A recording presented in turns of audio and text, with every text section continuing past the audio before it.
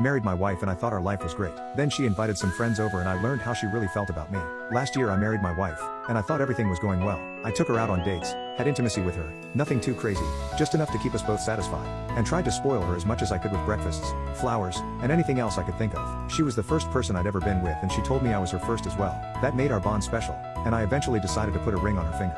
Fast forward to the other day when I realized things weren't as perfect as I thought they were. My wife had invited some of her girlfriends over for wine and gossip. I was the only man in the room, but I did my best to fit in. After a couple hours of drinking I pretended that I was getting too drunk and went to sleep. I wasn't having a bad time or anything. I was just uncomfortable being the only guy around for girl talk and wanted an excuse to let my wife socialize with her friends without me around. At some point during the night I woke up and went back downstairs for some water. My wife and her friends were still up, but by that point they were so wasted that they could barely sit up straight. While I grabbed a glass of water I realized that they were talking about me, and the things they were saying were less than flattering. One of her friends was going on about how I was weak, submissive and wasn't a man, and how she felt bad that my wife had to wear the pants in our relationship.